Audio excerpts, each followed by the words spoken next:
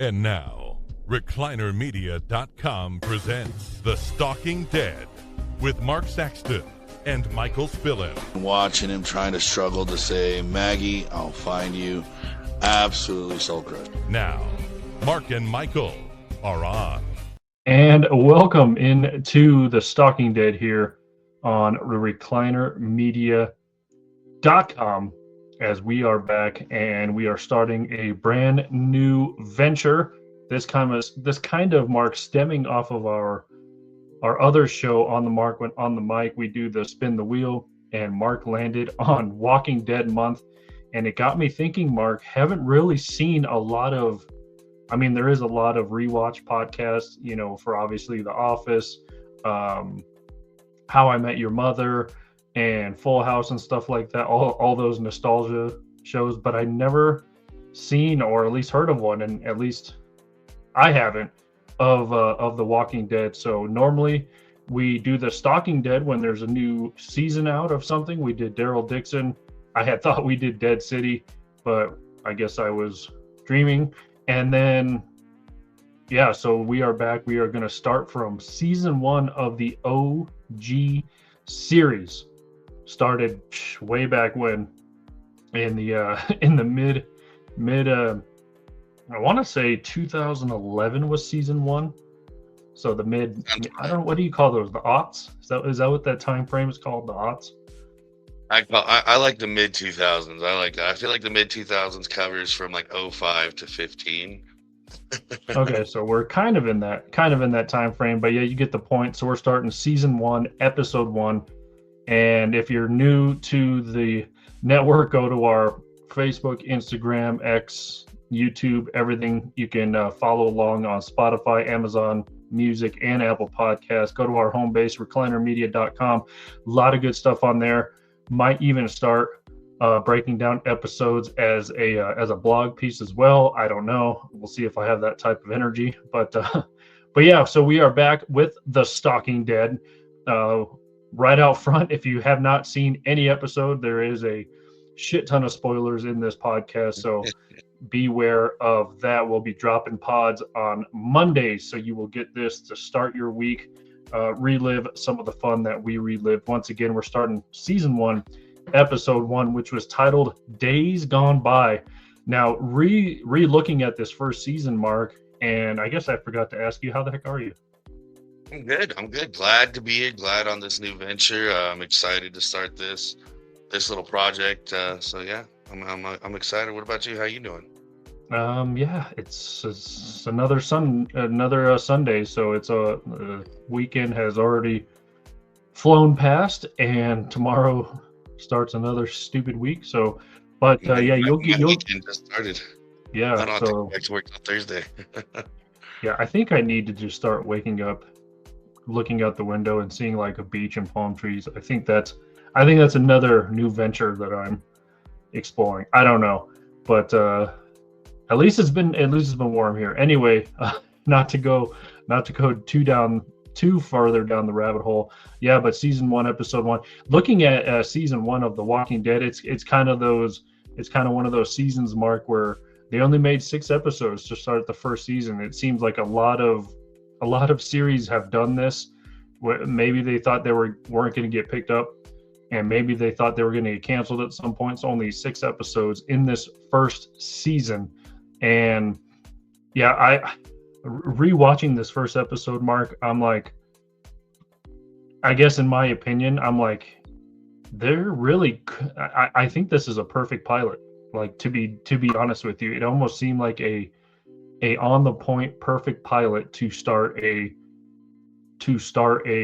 I guess franchise, for lack of a better term, a series that went on for 11 seasons, which if you ask a lot of people, they tuned out after a little bit. But yeah, so we'll be going through all 11 seasons with you. Again, first episode, Days Gone By. Just a quick synopsis. It starts actually it starts with Rick pulling up to a gas station looking for gas for his car. Hears a little bit of noise, and it's funny because I think this girl, she's like in her 20s now, and But she picks up the teddy bear, and we'll get into. I want to ask you about like different types of zombies. Obviously, they're called walkers in the Walking Dead universe, but she picks up the teddy bear. Rick thinks that it's an actual girl, calls out to her, and says, "Hey, little girl," and notices that she is undead, and she bullet in the face, pretty much in the forehead, but close to the face. Again, one of those episodes where you kind of, I guess this would be in the middle of the episode. After he kind of figures out what's going on, and kind of gets his thoughts together. What did you make of this I guess pre-title or pre-title sequence, like the opening scene here? Yeah, I thought it was a perfect attention grabber. Just the audience obviously seeing chaos and mayhem and in the wreckage and the carnage and everything like that. Obviously, when coming from the second time watching it, the very first time watching it, you're like, okay, what's gonna happen? And the second time it's like, oh wow, kind of picking up all the details. Like you said, I think this is a perfect pilot. I think that was a perfect attention grabber. I really liked. I thought it was funny because the walkers typically are kind of dumb, and she picked up her teddy bear. I'm like, okay, what the hell is she gonna do with a teddy bear? This is the second time watching it now. Yeah. But yeah, no. Other than that, I really think it was a great attention grabber because it's like shit just got real, like immediately. Yeah. And then the flashback. Yeah. And again, they kind of show what Rick would probably have done in the middle of the episode. Then we get the classic. I guess the opening credits. You get the theme music, which is pretty recognizable, and you get all the I don't even know what you call it, just the different photo sequences within the opening credits and stuff like that. And then after the opening credits, we see Andrew Lincoln, obviously, who plays Rick Grimes, the sheriff's deputy in King County, Georgia. And this is where we meet John Benthal as Shane Walsh, his partner. Can you call it a partner in crime when they're cops? I don't know, but his partner on the sheriff deputy's force, I guess.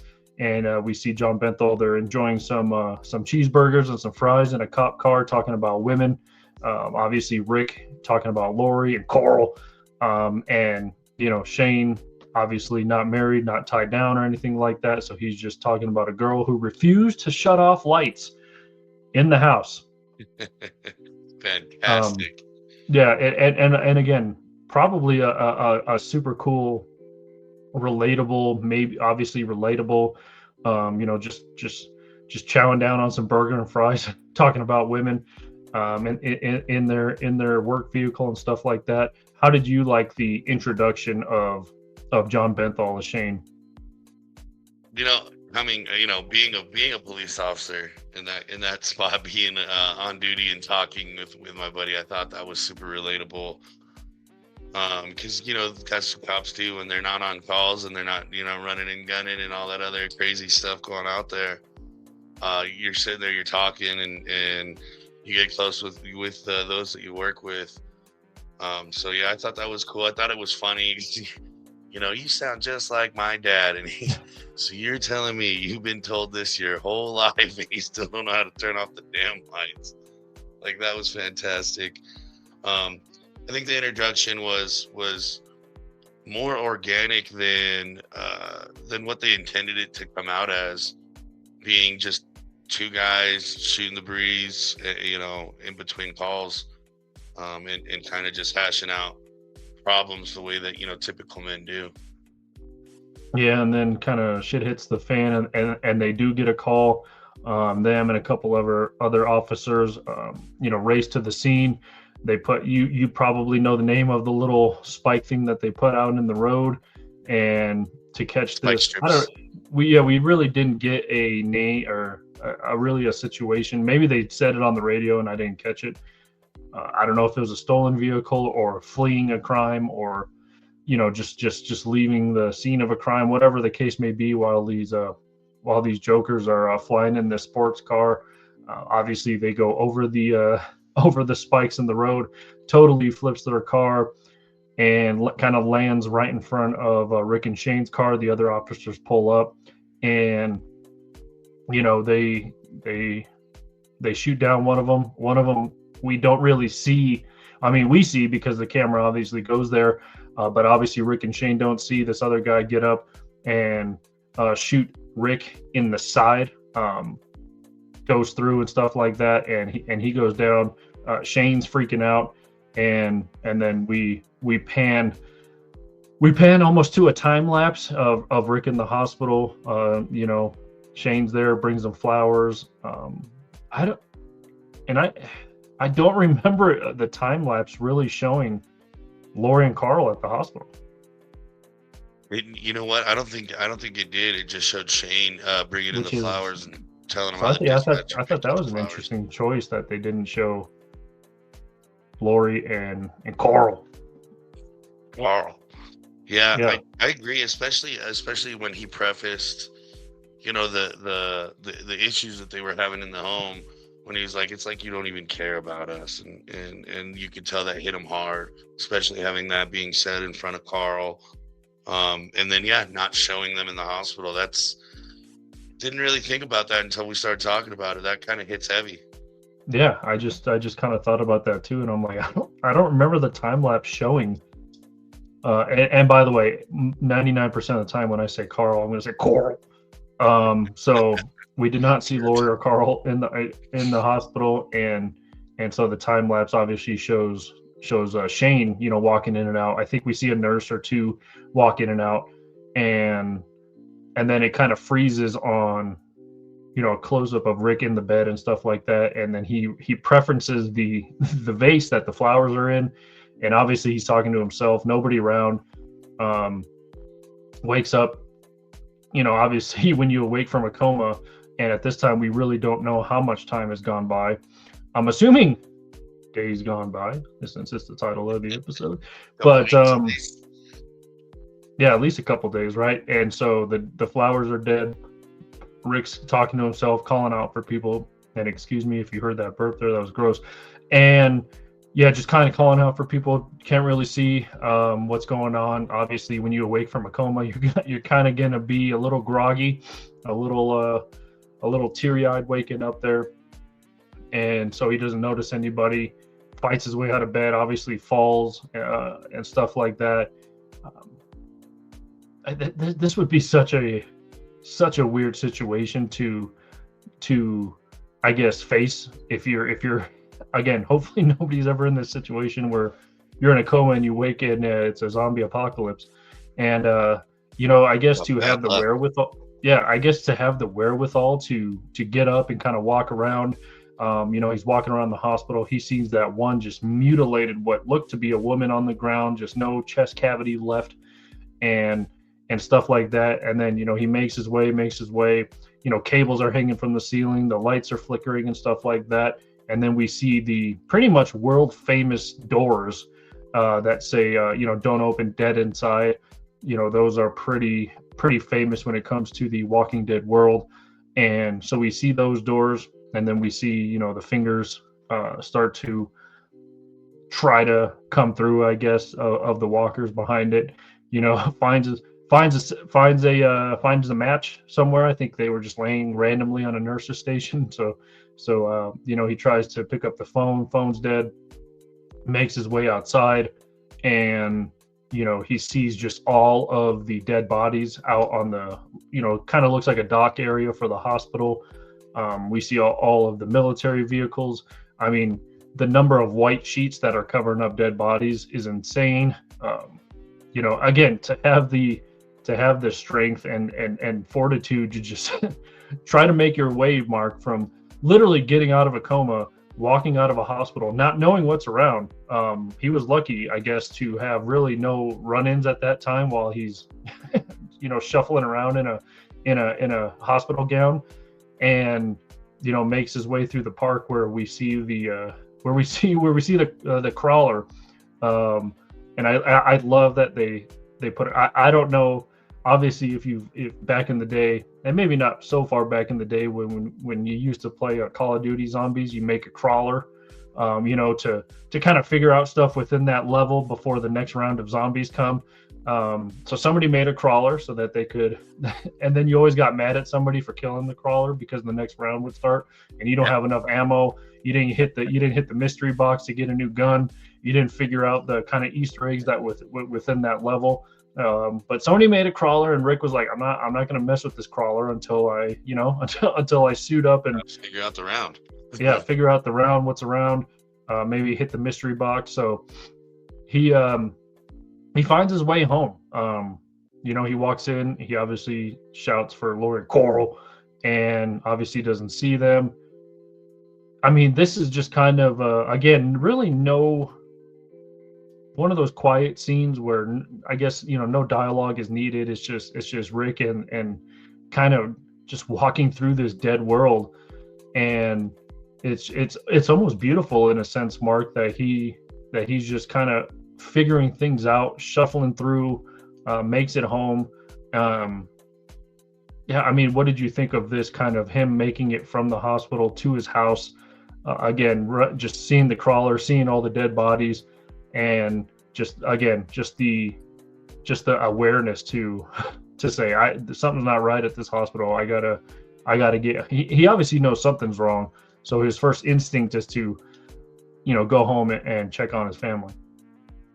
Yeah, no, I think it's another heavy point that the director hits in this pilot.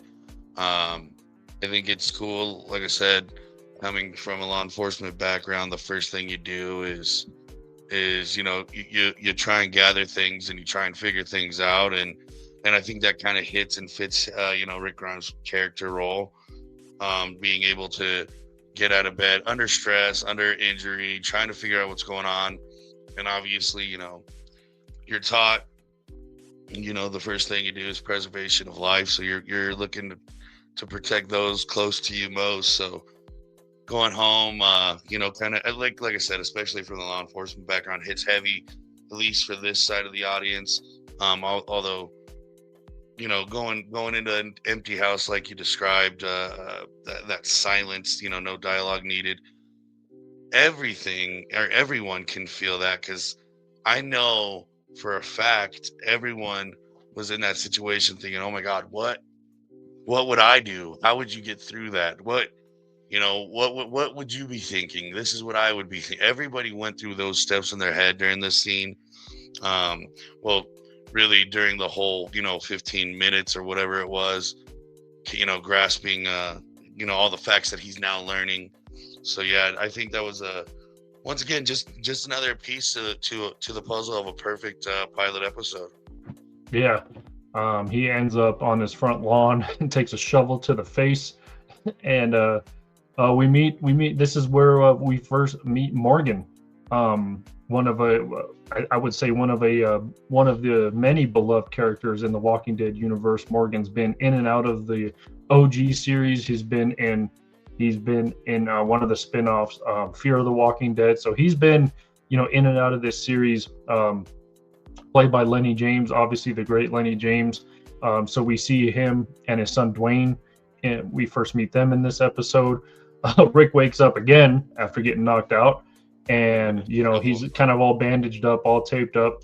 Morgan asks, "Hey, what was your wound and stuff like that?" He says, "I was shot."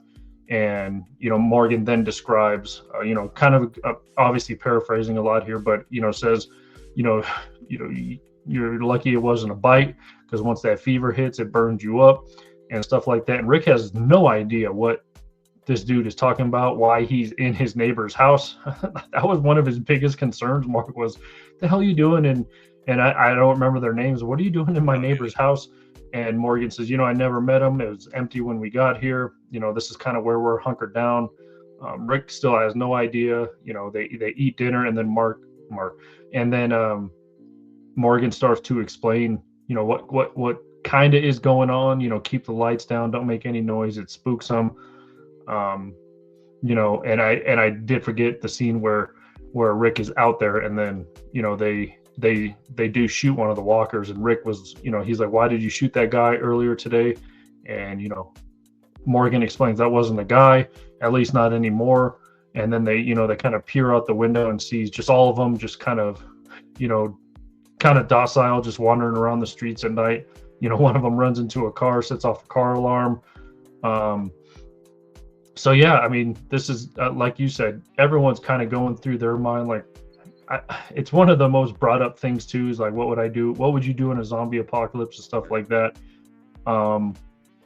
So yeah, Morgan kind of gives them the lay of the land. Obviously, they're not going to go outside or anything like that. One of the strange twists, I guess, or cool twist, I thought, was they kept showing that lady who's now a walker, and it turns out to be Dwayne's mom, also obviously Morgan's wife.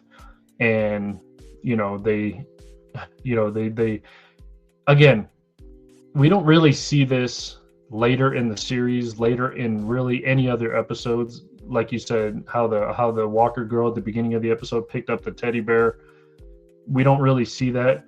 And then she literally walks up to the door and tries to turn the door handle. Like, I don't know. I don't know if walkers de-evolutionize themselves throughout the series. Like, it seems like in the first episode, maybe the creators, obviously Robert Kirkman, those guys do an excellent job, kind of retelling what the comics were like. But we don't really see that throughout, as the series goes on, the, I guess, quote unquote smart walkers, where we saw the girl pick up the bunny, we saw this lady walker turn the handle of a door.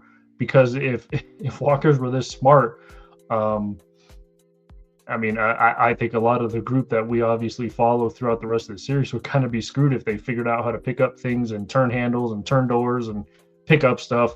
So yeah, we don't really see that as the episode goes on. And like I said, maybe the creators were trying to go one way with the zombies, and then it seemed like they shut it down quick, because at least after the first season, because we don't really see that after the first season.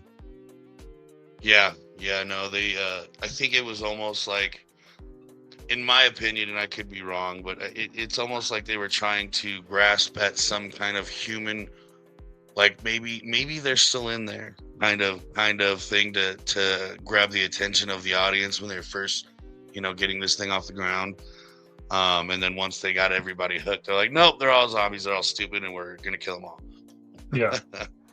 Yeah, like I said, maybe they were trying to go one way and they were talked out of it, or it just didn't work out within the storyline, so they kind of shut it down again after the first season. Because we see, as this season moves along, we see kind of smarter zombies in other episodes too, but we'll obviously get to that when it comes. We fast forward a little bit to the next day. Rick takes Morgan and Dwayne to the police, or what do you even call that, police station? Jeez. And they pack a whole bag of guns. They take showers. It seemed like Morgan and Dwayne were so very happy to get hot water, take a shower. Rick gives them a walkie-talkie and some guns, and they kind of go their separate ways. When you first saw this, were you kind of surprised that Morgan and Dwayne did not want to go with Rick, or were they smart to stay hunkered down in the house? Knew they had, I guess, rations to last them a little bit. They had ammunition before, but they have even more now. They have a walkie-talkie. I guess if things go haywire, they can get a hold of Rick when needed. Were you kind of surprised, or did you think that it was good for them to stay hunkered down when you first saw that? Being surprised is probably the best way to describe it. I was almost a little angry at Morgan, because they made him, when he first comes out, they made him kind of seem like that smart survivor that kind of knows, like you said, kind of, he's giving Rick the lay of the land. He kind of knows his way around things. Quickly got to know his way around things. So, in my opinion, I feel like there's nothing there. His wife is gone. That wasn't even their house. They were on the move anyways. You might as well stick with, you're better in numbers. Numbers are always better. Obviously, he found that he could trust this, this new man that he met, as he just gifted him a hot shower, guns, things like that. So I was kind of like, man, you should have stuck with him. Like, there's nothing there for him, and it's fine. He didn't want to shoot his dead, dead. What do you call her? Just the walker version of his wife, which is fine. But why go back? Just go, get in the car and go. That's what I was hoping for him. Yeah, and as you mentioned, we kind of split off between the storylines.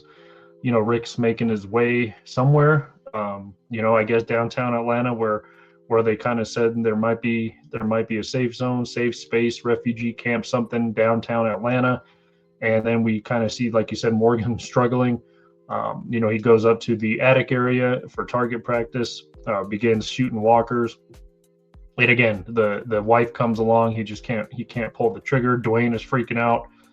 And then it kind of cuts to kind of cuts to Rick running out of gas, and then that's probably when he would have went to the gas station where we saw the girl pick up the teddy bear. But since we already saw that, he kind of walks around, runs into a farmhouse, sees a horse. He's like, hell yeah, I'm getting on this horse, and then proceeds to downtown Atlanta. We kind of fast forward to him strolling through the streets. Before he gets to Atlanta, we see the pretty iconic shot of Rick on the wide open highway entering Atlanta, and then all of the piled up cars trying to leave Atlanta.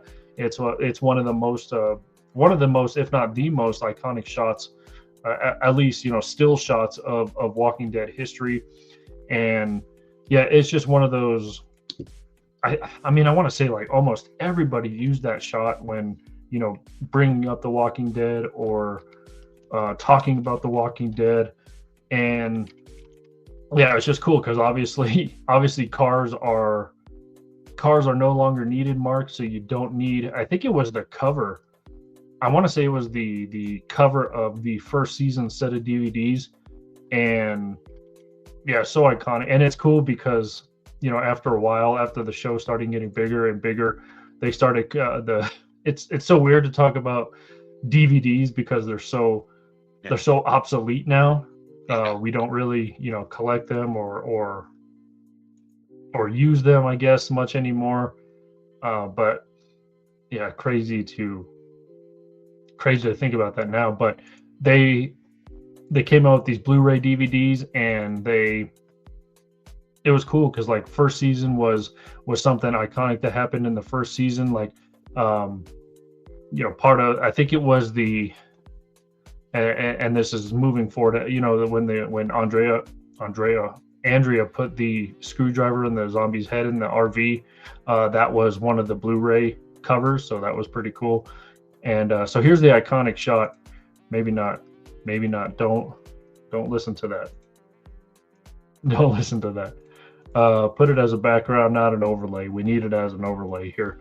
So here's that iconic shot of Rick on his way into Atlanta, and then all the piled up cars on the highway try to exit Atlanta. And again, just one of those iconic things. So he makes his way into Atlanta. Things are kind of chill at first, got some walkers chilling in the bus, and the horse obviously makes his little sound. That was terrible horse impression, excuse me. But and then those zombies start to notice him. They start getting a little riled up, and then more come. The horse freaks out, obviously, because animals can sense like there shouldn't be dead people walking around. If you were Rick in this situation, are you literally? I mean, obviously you got to find like where the military is. You're seeing broke down military vehicles again, tanks in the middle of the street. Obviously, you don't see a living person. But are you literally cutting through the heart of Atlanta to find this place, or would you be kind of, ducking and weaving through like alleys or something like that, or are you doing what Rick did here and walking through the heart and soul of Atlanta? See, I think it's not fair to ask us because we obviously even while first watching it, we're like, don't do that. You know what I mean? Walk, try to travel by day, sleep at night, and do the outskirts. But I guess in all defense of the show, Rick he barely knew what was going on, didn't know how bad it got, didn't know very many details as he was in his deep slumber, during all this. So I think I think that's a lesson learned, a hard lesson learned for that character. And yeah, it kind of made me mad though, because I was like, listen, like I said, law enforcement background, you've got a decent set of tactical skills that was that was learned. Um, you've heightened your spidey sense, if you will, that when the hairs stand up on the back of your neck. And I'm sorry, but any human being, if I'm walking in and I'm seeing that not even tanks won this battle, and not even that, but tanks in the new era, like these badass tanks, if they can't win, I'm probably not going to charge this area with a horse. I'm probably going to lose that battle 10 times out of 10. Yeah, exactly. And then, obviously they get riled up. They get going, and and and then we kind of we're off the Morgan storyline for this episode. We don't see him much really anymore. And then it shows the group in the high grounds, on the outside of Atlanta. This is where we see Lori and Coral and Shane and the rest of them, Andrea and T-Dog and all those the whole group that we're going to be following here for the first season and beyond.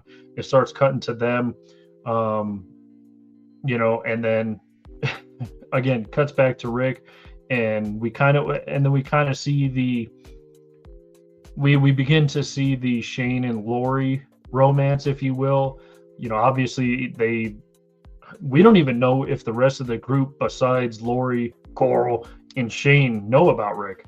And obviously we're assuming that we're assuming that Shane and Lori and Carl at this point assume he's dead, because they had in an episode or two we get to see kind of that flashback or flash forward, depending how you look at it, of them back in the hospital and Shane escaping the hospital and had to leave Rick there. You just can't, I guess you just can't unplug him, and we'll get to that when that episode comes. But and we hear Carl say, when Rick later in the episode, that he thinks his dad is dead and stuff like that. So we're all assuming that he's dead. We're not. The audience is not, because obviously Rick is slumming around there. But this group thinks he's dead. Do you think that the rest of the group, besides Lori, Shane, and Coral, even know about Rick? Because it doesn't seem like it. Yeah, no, and I'm gonna go ahead and say they don't, because just think about like this: like your dude, your best friend died, and you kind of took his role in his family. I guess there's no other way to look at that other than how I just said it, but I don't mean it as bad as it was, because I don't believe Shane was, I don't think Shane ever was gonna do that to Rick. But that being said, I think that's the last thing you want to talk about. You just, hey, we're together, mind your business. You don't need to know anything else. Yeah. I'm gonna show Coral how to tie knots and catch fish and start fires. I'm his daddy now.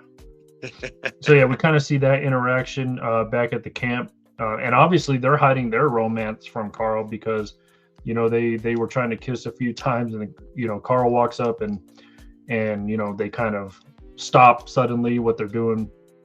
So even Carl doesn't know. Too soon for Coral to witness that, without really getting the closure of even knowing if Rick is dead or not. So yeah, we go back to kind of the chaos in the city. The horse goes down that Rick is on. That's just a huge. I hate when animals die in like movies or shows. By the way, poor little horse. But that's just a feeding frenzy for things that like to eat corpses. That's a big dinner for those guys out there. And so Rick finds his way under the tank. Obviously zombies are still after him, and then we get a second of Rick possibly contemplating suicide. He says I love you, Lori and Carl, and then literally points the gun to his head, and then sees the opening on the bottom of the tank and crawls up there. When you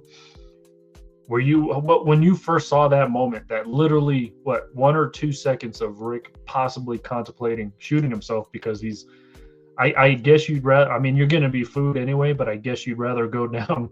I guess you'd rather get eaten while you're not alive than eaten while you are alive. That's probably a painful way to go out if you're witnessing it. But what was your first thought of seeing like him literally pointing the gun to his head, saying bye to his family, and then pulling himself up? Yeah, I think once again a super like it's funny because this is all fiction, but like you said, this is something that's talked about frequently. What would you do? I think that's super relatable. I think they nailed another point where the entire audience is like, I get that. I feel that because, like you just said, I'm not going down. I'm going down on my terms if I have the choice. You know what I mean? And I mean, hell, he took what 8, 10 of them with him. So I mean, Yeah. He would have went out standing up. You know what I mean? But yeah, I think that's super relatable. Just that initial thought of this, yeah, looking both ways, and I'm calling it a day, and then looking up, oh, thank God, there's a way out. Yeah, so once he gets into the tank, he kind of has a second to. By the way, I don't remember him closing the bottom, so maybe he did, maybe we just didn't see it, or what, and maybe it happened off camera, but I do not remember him closing the bottom of that tank. So he gets in the tank, has a second, to take a few breaths, looks to the right of him, and sees an army walker, sitting right next to him. Assumes this walker is unconscious, dead, what have you, and then he wakes up and pulls out his gun again and shoots him. This kind of, I've never obviously shot a gun in a well-confined space, especially a confined space that is literally made of all metal, titanium, whatever you want to call it. So you're going to get that, you're going to get that. And it seems to happen in everything that I watch, Mark. When that happens, you kind of get that, the camera shakes and you're just kind of delirious with the, you feel it when they show that effect on the screen. So yeah, he's kind of in La La Land, if you will. Opens the top hatch, tries to get out of there. For some reason, the walker that literally got off the bus and started following him at first, he opens the top of the tank, Mark, and that same walker's like dead eyes set on him. By the way, this walker looks exactly like Jim Carrey. I don't care what you say. This dude looks exactly like Jim Carrey. I don't know if you noticed that, but again, I did tell just now. That's a good point. But yeah, he looks exactly like. Can we get that on the screen? He looks exactly like Jim Carrey. But again, this kind of shows, I guess, the awareness, maybe smartness of these first season walkers. Like, hey, I saw you come into this city, and now I'm literally watching you. I've been waiting for you basically to get out of the tank. Right, tracking. Yeah, he was like the hunter. He was tracking his prey, and like you said, it kind of cues into all right, how cognitive are these walkers? Because like you said, he opened it like he knew. It was like, I gotcha. Yeah, and it's just, I almost wish they kept that almost presence throughout the series. And again, you have to change it, whatever, and maybe they went a different direction. We don't know. Good question to obviously ask the creators, makers, directors, whoever you want on the show. But yeah, here is Jim Carrey the Walker, as you can see right there. That's literally the moment he opened the the top of the tank. He's literally staring at him. Tell me that's not a Jim Carrey from like 20 years ago. Yeah, that's a close fit. That's a close fit. Yeah, I always compared that Walker dude to Jim Carrey. Hilarious. And obviously, when this Jim Carrey Walker starts staring at him, you can see the bag of guns on the ground in the background. So he drops the bag of guns throughout this whole shuffle. He goes back in the tank again, loads his gun, puts the gun, kind of his head on his hands and say, I mean, do I think about what I did? minutes before he saw the tank opening, and then a voice from the beyond, really. And obviously it's through the CB radio of the tank, and it says, "Hey, dumbass." I mean, just classic line. Um, and then it pans back to the feast that the walkers are enjoying, and that kind of and I, by the way, that is how they ended the episode. Just kind of, I thought, again, perfect pilot, good cliffhanger. Rick, I want to believe that he's contemplating suicide again before he gets that "Hey, dumbass" on the radio, because he loads his gun. He puts his hand like that, and then the magical voice. If you obviously watch this show, you know who the voice is, but we'll save it for our next episode. But then it pans to the feast, and I loved what this show did. And again, it was a first season thing. They really didn't. They did it, but they didn't do it much. And they played like super cool like music as it panned out. And this is, I still listen to this song, Mark, by Wang Chung. When this episode ended, one of my favorite Walking Dead songs. We unfortunately cannot play it here, but we want to keep our money. But yeah, I loved it. It was Wang Chung. It's titled Space Junk, so go listen to that. And yeah, that was the end of the episode. We get to hear that song. But yeah, again, perfect pilot. Obviously Rick is the main focus. And yeah, I mean, just walking through the world after you just wake up from a coma in a zombie apocalypse. You meet Jim Carrey. You can't get his autograph because he's dead. But we saw Shane in the two different facets of Shane. We saw him as Rick's partner, Rick's best friend, and then we basically see him as replacement Rick for Lori and Coral, and then kind of the leader. Shane, no matter how you look at him, is a leader. We'll talk about it in a couple more episodes when we see more of the, I guess, B group in this first season. The group that's camping outside of Atlanta, and we'll get to know more characters and stuff like that. But yeah, just going along with the perfect pilot aspects of it. Obviously, casting for this show was outstanding. Andrew Lincoln, perfect choice for Rick and stuff like that. Love John Benthal and everything he's been in, so I loved him as that. And so yeah, that is how this first episode ends. Yeah, no, love it. And like you said, being a first season thing, I think the cliffhangers were real dialed in. I mean, they really locked in for that pilot episode, and I think we could put that pilot episode up against any other pilot, and I think that one wins. Yeah, and then not kind of taking it slow, just kind of throwing Rick into the thick of it. When he wakes up, obviously we kind of talked about that stretch from the hospital to his house, not running into too many encounters. But once he's kind of settled in by himself, got his cop uniform on, ready to go, riding the horse, kind of I don't know, it just reminds me of one of those old westerns, riding off and gonna I'm gonna take this goddamn, stuff like that, riding in there on his horse and stuff like that. And then that's when kind of shit hit the fan. Yeah, just like we said, overall really good pilot.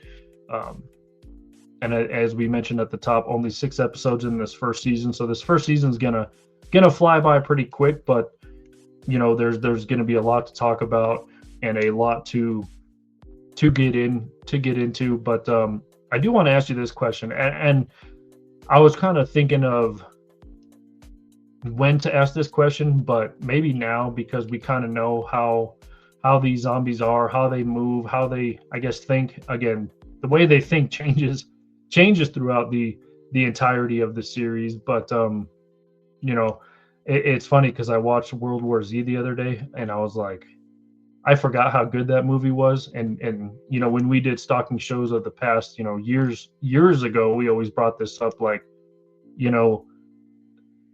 this series, this group of characters, this group of people, whatever, were almost lucky because these walkers are so slow. You can outrun them. Maybe if they get all wild up in a group, you're kind of screwed if they cut you off one way, cut you off another way. But is ways to maneuver around them, speed past them.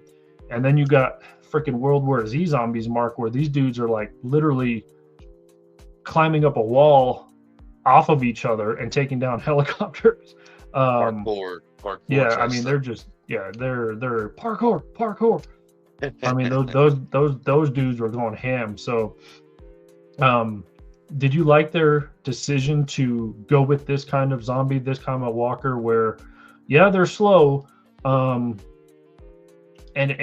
again, I don't know when to get into these discussions because it's going to come up throughout a lot of these episodes, but you almost like question the group's decisions sometimes because you're like, dude, you can literally run past that guy and he'll forget about you in like 5 minutes once he can't see you. But did you like their decision to go with this style of zombie? I do. So my biggest thing, like when it comes to zombie stuff, is like I'm like, what's more realistic? And I hate when I say that because it's fiction, right? It's not gonna happen. However, it's like if they're dead, right? They're dead. That means everything else is dead inside of them. Like you just said, they're dumb as hell. There is no progression. They're not going to learn from their mistakes. They're not going to adapt. They're not going to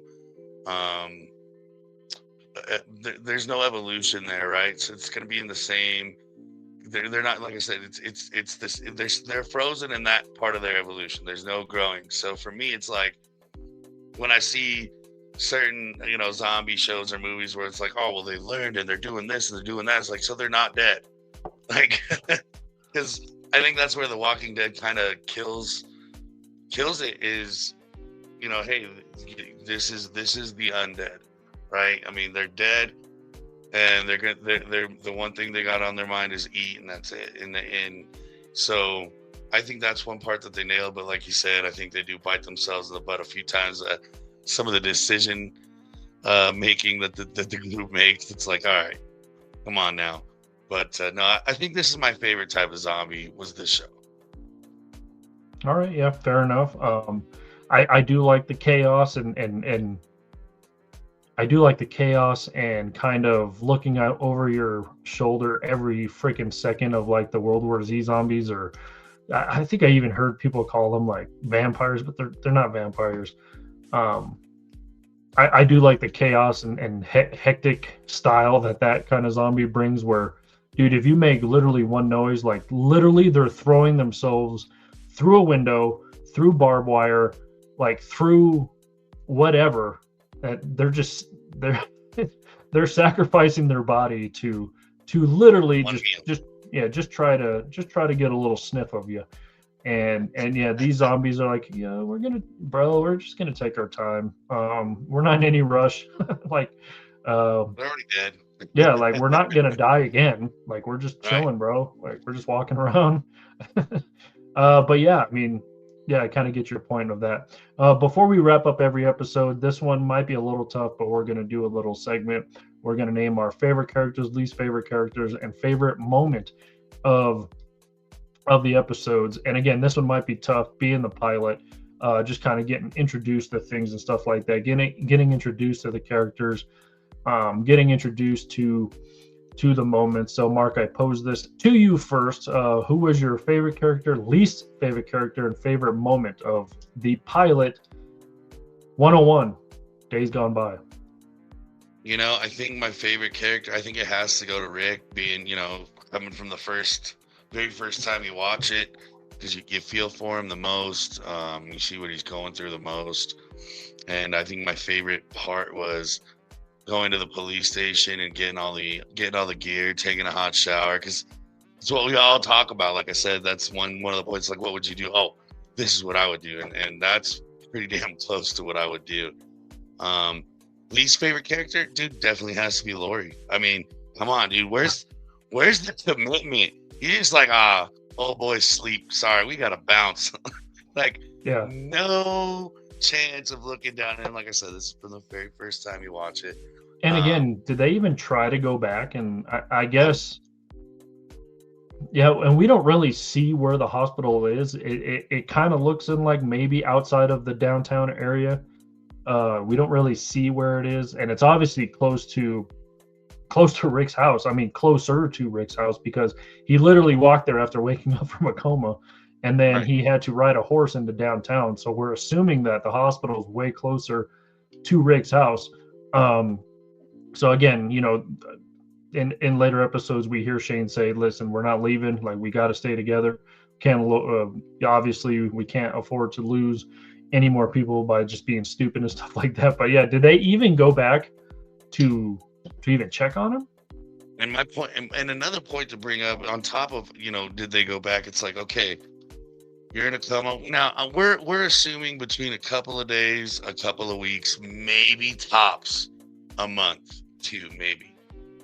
That's how quick it took her to move on. I'm just saying that she's suspect. All right, she's suspect, and I got a problem with her. Yeah, and in later episodes, later seasons, we will be questioning who is the father. If only the zombie apocalypse had Maury Povich, we'd be able to know. We'd be able to know who the father is. I think we all can guess, but yeah, we'll leave it at that. Thank you for tuning in to our first episode, our rewatch of The Walking Dead. Once again, go to all of our socials, Facebook, X, Instagram.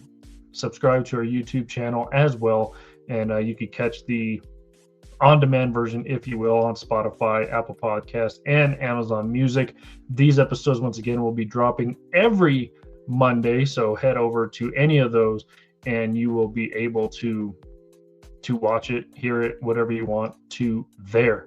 So we will look ahead to next week, and yeah, I mean, is there anything during this, I guess, rewatch that you're most looking forward to, Mark, before we get on out of here?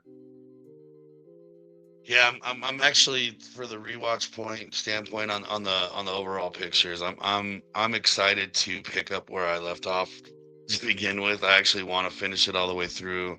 It's funny because my wife, she finished it all the way through. We were together at the time when she did, and I didn't. So I'm excited to pick up where I left off. Yeah, and I'm excited to just catch little things I may have missed. Obviously, when you go and rewatch stuff, it either tends to make more sense as you rewatch it. You learn more things, you pick up new things, and also you kind of maybe change your mind on some things and stuff as well. So I'm interested to see what those things are. I didn't get to tell you my favorite character, least favorite, and favorite moment, by the way. I'm going to try to go opposite of your picks every week, because we'll see. I might agree on some, but I'll go with my favorite character of this episode is Morgan. We first meet him. He's one of my favorite characters throughout the series. We don't see him as much. If you watch Fear the Walking Dead, you'll see him a whole lot more as he bounces in between the series, and they kind of connected together, which is kind of cool later down the line. But my favorite is Morgan. You see him kind of do everything he can for his kid and stuff like that. He hunkers down, does the smart thing, seems to be really in the know. Again, we saw him deal with the death of his wife, his son's mother, and stuff like that. And when we see the real challenge of him not even being able to shoot her, this has been multiple times he hasn't been able to shoot her, Mark, because if you remember, he tells a story like, I couldn't even do it when she turned, and stuff like that. And so, yeah, we learn the challenges of that, and then he kind of fades away from our screen for a little bit there. Least favorite character? Oh man, I'm gonna say the Jim Carrey Walker. No, can walkers be characters? We don't know. Yeah, that'll be good, because there's a few scenes I can think of to pull that card. I think my least favorite maybe in this episode, I think his name was Lenny, or whatever that one cop was like. Maybe we'll end up on one of them cop shows. Maybe him. you know, and Yeah. then Rick is like, just make sure you're just whatever and your safety's off. Yeah, so maybe I'll go with that dude. I forgot his name, but maybe I'll go with him. Favorite moment, I think it is. I think it is the journey from the hospital to Rick's house again. Just waking up and seeing all the devastation, literally not know what's going on. And then what is going through your head as you're seeing all the destruction in the hospital, all those dead bodies, and then to come across that crawler at the park. What is just the thought that I would be going through myself, Mark, and then trying to decipher what he's going through. So I think that was my favorite moment of this episode. I like that. I guess the only problem I had, let me throw this out there. With him coming back and kind of meeting up with Morgan, he's like, "Why'd you shoot that guy?" It's like, you couldn't tell. You couldn't tell. Stevie Wonder could tell why we shot that man. Like, what are you talking about? Yeah. I guess I didn't, honestly, that really never came to my mind or my thoughts. Just because I think he was still so disoriented, I guess. It didn't really come to thought. But yeah, when someone's literally like walking towards you, like, yeah, like, all right, this was pre Tide Pods, Rick. All right, so it wasn't. Yeah, this was pre that. So yeah, but yeah, I mean, I could kind of see where it's coming from. So again, we'll be back next week for another episode. It'll be titled Guts. That is season 1, episode 2 of The Walking Dead, right here on The Stalking Dead. Hopefully we're gonna reach out to some people. Hopefully get some guests on here as well throughout our rewatch as well. But that is going to do it for us on our very first episode of this rewatch. For Mark Saxton, I am Michael Spillin. We will talk to you next week.